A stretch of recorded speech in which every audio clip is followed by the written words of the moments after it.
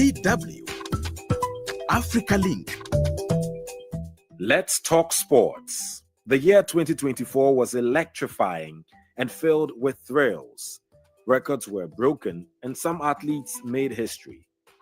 So, what does 2025 have to offer from the world of sports? I bet it will build on the excitement and success of the previous year. But as always, there will be winners and losers. So, what more can we expect? That's what's coming up. I am Eddy Micah Jr., and you are welcome to Africa Link, the podcast connecting you to the stories that matter. Africa Link, every weekday here on DW. Nigeria and Zambia are home to the king and queen of African football. Ademola, Lookman, and Barbara Banda hold the enviable title for their exceptional performances for club and country in 2024. But let's not forget the outstanding performance of Egyptian and Liverpool star Mohamed Salah. Morocco also ended 2024 as Africa's top-ranked team in the FIFA rankings, maintaining their position despite slipping 2 places globally to 14th. And what happened to Ghana? Let's talk sports with Lolade Adewuyi, my colleague from DW's sports department. I also have Kaledzi, our correspondent in Accra, Ghana. Hello, gentlemen. Lolade, what were your major highlights of the past year, 2024? Thank you very much, Eddie. It was a great year. And I think personally, I have to start from that perspective. Being on the ground inside the stadium, pitch side, when Victor Boniface and Bayer Leverkusen won their first Bundesliga title in April was a highlight for me personally. You know, to see the crowd. I saw a man and his 2 sons, elderly man and his 2 sons, break down in tears after the final whistle as the crowd jumped into the pitch to celebrate Bayer Leverkusen's victory. You know, and they did that. They won without dropping a point, without losing a game in the season, and it was an amazing season for them. And you know, just to be there as an African, you know, you've watched the Bundesliga all these years, and then you have the opportunity to be there to watch a couple of African players. There were a few. There was Victor Boniface. There was Nathan Teller. There was Odilon Kosunu of Ivory Coast and Burkina Faso captain Edmond Tapsoba. All 4 of them won the title, the Bundesliga title with Bayer Leverkusen in 2024. And just to be there to watch them and to interact with them after the game was amazing for me. It was a personal highlight of the year for me. Yeah, no, I mean, makes sense. I mean, I would have loved to be in your shoes, connecting with the champions of the German Bundesliga. And I remember you sitting down to even talk to Victor Boniface. What a season he had. Kaledzi, I'm not sure you and I have any personal positive story to tell when it comes to sports, do we? I mean, what happened to Ghana in 2024? Yeah, I mean, for Ghana, I mean, it was just a sad moment, both in terms of we not actually qualifying to the AFCON and also not performing well in previous competitions as well. So I think it has been a sad moment for us, but I think that things were catching up with us. I mean, if you don't plan well when it comes to sports, obviously you can't be embarrassed at any moment. And I think that is it.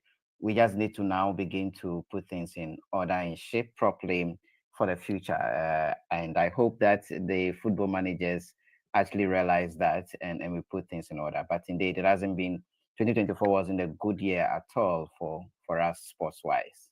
No, I mean, and it sounds like deja vu, what you say. We have to put things into order. We have to go back to the drawing board. We've been saying that every year. And then to have the kind of, season or year that 2024, gave us, that just sounds, to say the least, very disappointing. And as you say, yes, we did not qualify for the next edition of the Africa Cup of Nations, but also we did not qualify for the African Nations Championship. That's a CHAN. And guess who kicked us out? Nigeria's Super Eagles B side. How does that make you feel, Lolade, the Nigerian who conquered Ghana? Every time Nigeria beats Ghana, it's bittersweet for me because I know the Ghanaian passion for football, but also the Nigerian love for football and how football brings us together as a country, a diverse country. And it is one way, when you get one above in the Jollof derbies, as we say these days, it's a great thing. But it's sad that we have to meet each other in the qualifiers for a championship like that. I would always hope that Nigeria and Ghana do not meet because for me, having lived in Ghana for a few years, I feel somehow sad. One part of me feels sad, when because I have to tell you, I was in Ghana in 2009 when the under 20 World Cup was won. I was in the airport. The good old days. Yes, I reported at the airport when they arrived that night. I saw pictures of the team's arrival, and and then the next year, Ghana went into the quarterfinals of the World Cup, and this was the height of Ghanaian football, African football, and to be present in Ghana at that period was, to be a part of the celebrations. When Ghana beat Brazil in that final via penalties, I was in Accra and jumped out of my apartment in Adabaka celebrating with everybody on the streets, high-fiving and hugging strangers, and that's the height, that's the greatest height of Ghanaian football for me, and to witness it, to be part of it, to celebrate it as an African, as a Nigerian, and to now see Ghana failing to qualify for the next Africa Cup of Nations, which is really crazy. Because when the tournament became a 24-team tournament, we thought all of the big countries, exactly, would always qualify. This is just an open ticket for everybody, all of the big teams. Suddenly you find that even the so-called smaller teams have risen. Sudan, Niger, all of them. Even Nigeria lost our final game at home to Rwanda, of all teams, but it shows that African football is growing and we cannot relax. And so Ghana must, like Isaac said, go back to the drawing table and really see what is wrong, because the talent is there. The talent is there. We have to administer the game properly. We have to find new thinking to ensure that we do not continue to make the same mistakes that are being made right now. Well, let's see what 2025 has to offer for sports in Ghana. I'm sure listeners can feel the disappointment in my voice because I am Ghanaian. We'll see what the year brings up. But on the ground, though, Nigeria had a fantastic year. I mean, we can talk about the king of African football now, Ademola Lookman, who plays in Italy. What a season he had. Deservingly so, being the king of African football, isn't it? Well, Ademola Lookman is a story that is unique. He was born in England. He played under the youth teams for England, won the under 17 World Cup alongside Dominic Solanke, another player with a Nigerian father. But his career didn't pick up early enough, so England overlooked him, and he went on loan all over the place. He played a season at Leipzig. Just went all over Everton, Fulham, Leicester City. Couldn't really find his feet until he went to Italy, to Atalanta, and that's when he committed to Nigeria. And the irony is that for our conversation now, Lookman made his debut against Ghana in Kumasi in that World Cup qualifier in 2022 that we eventually lost to Ghana on the away goals 1-1, and so he failed to go to reach the World Cup. So it was a bittersweet experience for him. Making his debut, losing to Ghana over 2 legs and failing to reach the World Cup. And many people started to say, why did we bring these players in why would we bring players that cannot deliver for us? But fast forward to 2024, we went to the Africa Cup of Nations, scored 2 goals in the round of 16 against Cameroon, one of our really big rivals in Africa, and took us to the finals. So Right. Lookman's story is one of resilience, and I'm happy Mm. that he's able to achieve this. And it shows that there's talent in the diaspora, and if we can find the best of the best from the diaspora, they can enrich the African game. And I'm sure that many young players born abroad will now be looking at Lookman's story and saying, "Hey, I think I can achieve my dreams playing for my parents' home country rather than where I was born in." Of course, we Right. can't win all of the talents, we can't bring all of the talents born abroad back home. But if we can get the ones who want to commit and they are better than the ones at home, why not integrate them into our team? Right. It's been happening in Algeria, with Morocco, with even Ghana, with Senegal, as we've seen. So it's a trend that is going to continue, and it's good to see Lookman rise to the top of the game. No doubt, no doubt. Isaac Kaledzi, when you talk about standout players, looking at Ghana, well, two players definitely come to mind. That will be Mohamed Kudus, who plays his football for West Ham United, and Thomas Partey, who plays for Arsenal. At least these two gave a promising sort of idea of what Ghana has to offer to the world. What did Ghanaians make of them?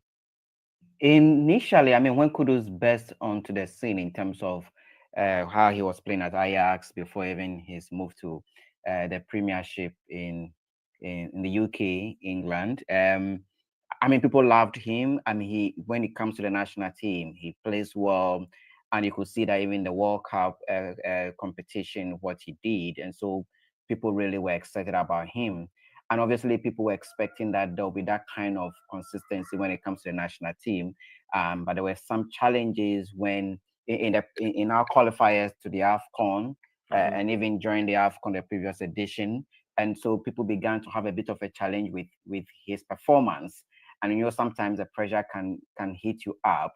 That is with Kudus. And I know, for example, recently when we were even playing the qualifiers, and the substantive captain, that is Andre Ayew, was dropped, and the captaincy was given to him with the national under the number 10 JC and all that. It became a very huge issue because he did not perform well in the match, and people really thought that perhaps the captaincy was too much for him now, and there was so much pressure on him, and so we've not had the best of him. With Thomas, people have had a very skeptical idea about him in terms of whether he really is committed to the national team. When you see him play for Arsenal, we see that he plays very well.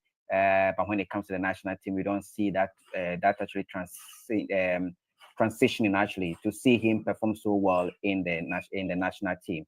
And that really is a problem with these two players, that they love them, but they think that in the national team, they don't give much as they expected. But you see, I mean, the national team is a team game, and people are coming from different clubs. And that's how come it's important for us to have a team that is really consistent. The players know each other, and we don't begin to change the players in and out. Once we hear of a particular player playing somewhere, we bring him in. So we need to have a core team in place. And once we do that, these two superstars can also flourish in it. But of course, it's also about their mentality. They need to know that they are playing for the national team. They need to give all they have, because without the national team, really, there's nothing really is of relevance when it comes to their profession. Yeah. Right.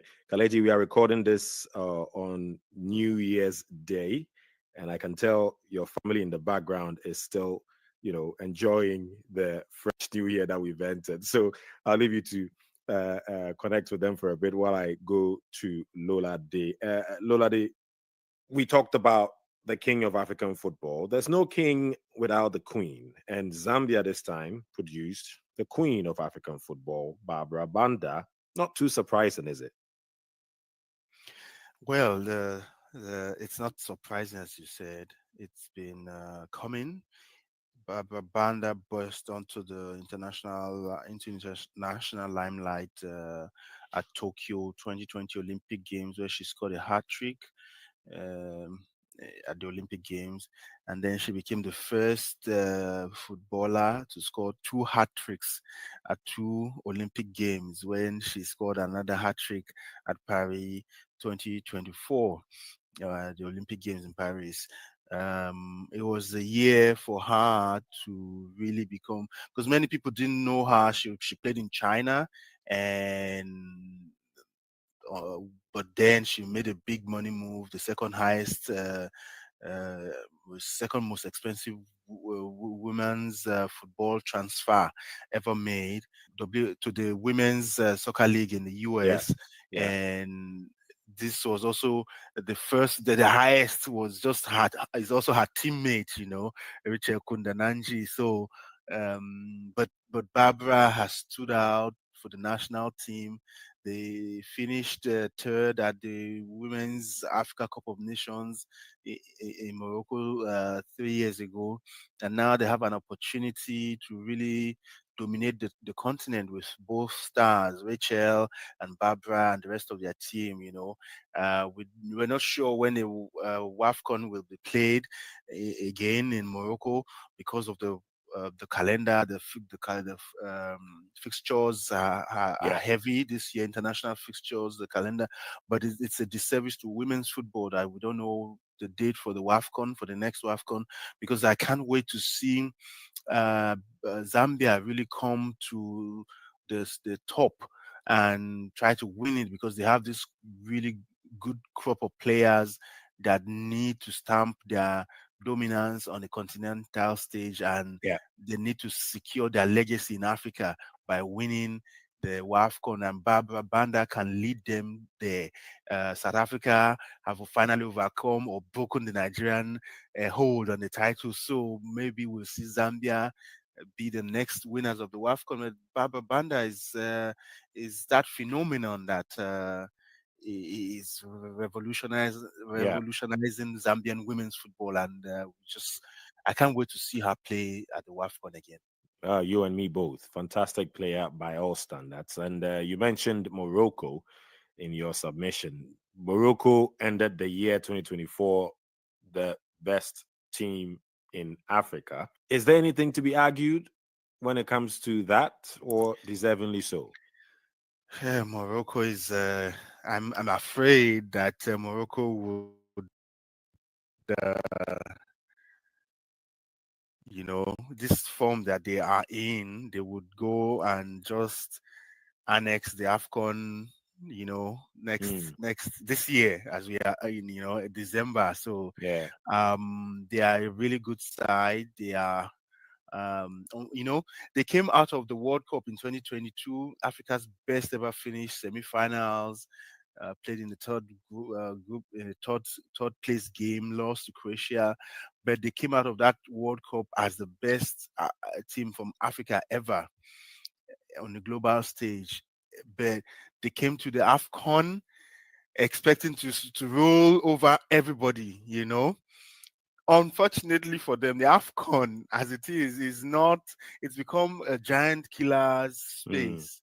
The big teams come to crumble there. Your reputation means nothing when you face Tanzania or Burundi, or you play the ball on the pitch. If you've beaten Brazil or whatever, now you face the boys from Lesotho, from Yeah. South Africa, and they can deal with you. And that's what South Africa did. They dealt with Morocco 2-0, at the AFCON. So the run of Morocco was broken at the AFCON in Ivory Coast. But then they kept their head up. They won all their World Cup qualifiers, won all their AFCON qualifiers, and finished, really strong.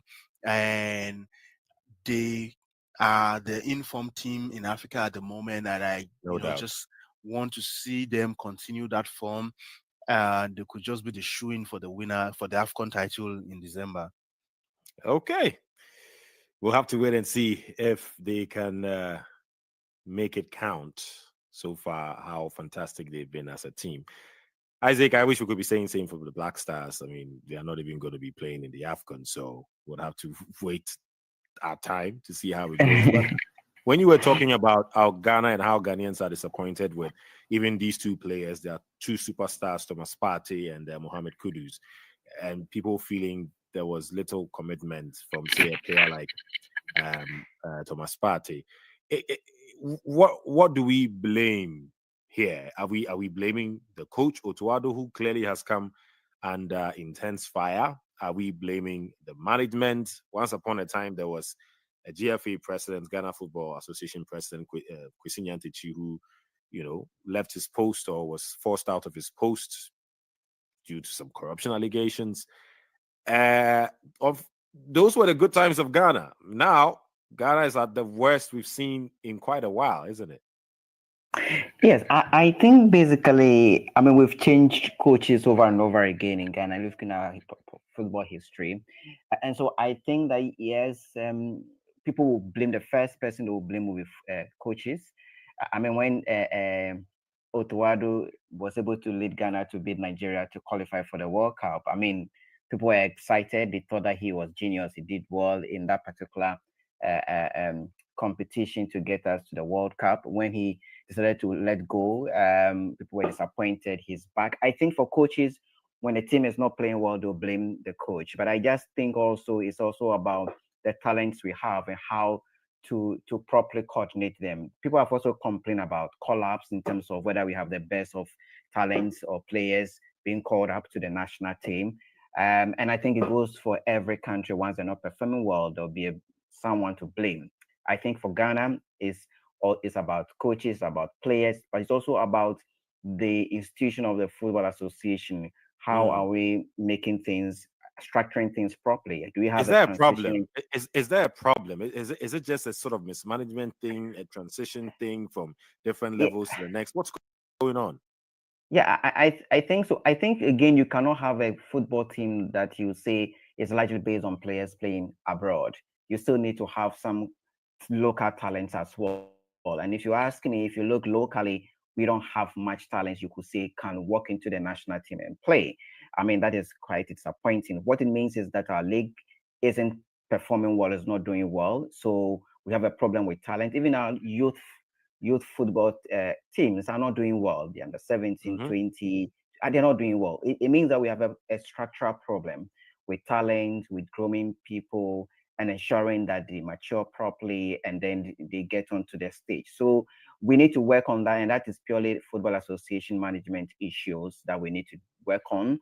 I don't think it ought to be about just an individual who is a football president, association president, but it's also about the systems we have in place, coaches, footballers, and all the structures that are supposed to be in place to ensure that football is doing well in the country across all the age groups, both male and female, and then we can actually reap the benefits. We've seen how Morocco has done that. We need to invest in it. We need to have time. We need to be patient.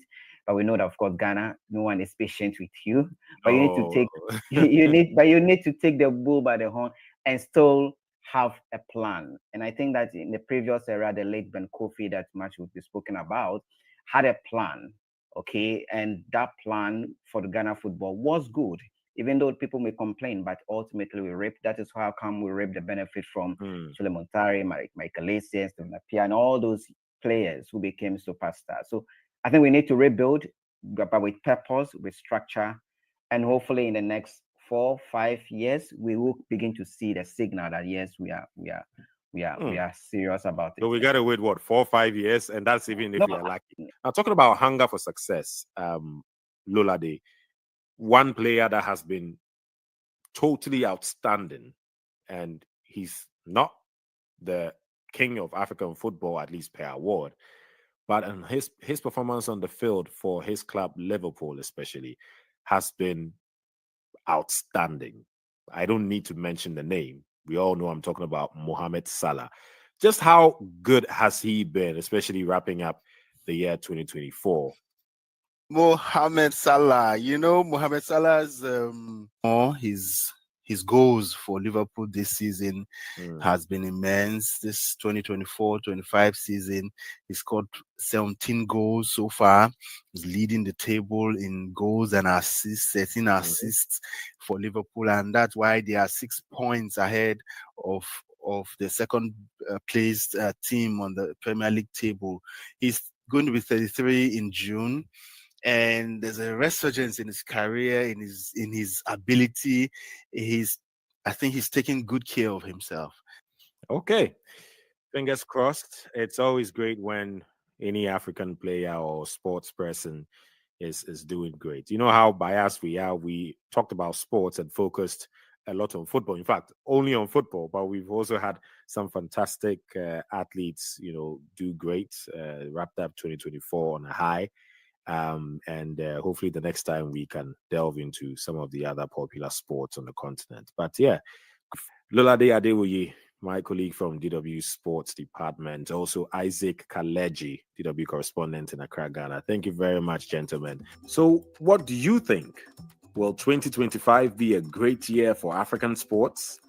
Join the conversation on our Facebook page, DW Africa. Listen to us on Spotify or wherever you get your podcast from. Don't forget to click follow so you never miss an episode. This show was co-produced and edited by Isaac Mugabi. I am Eddy Micah Jr. Thanks for listening.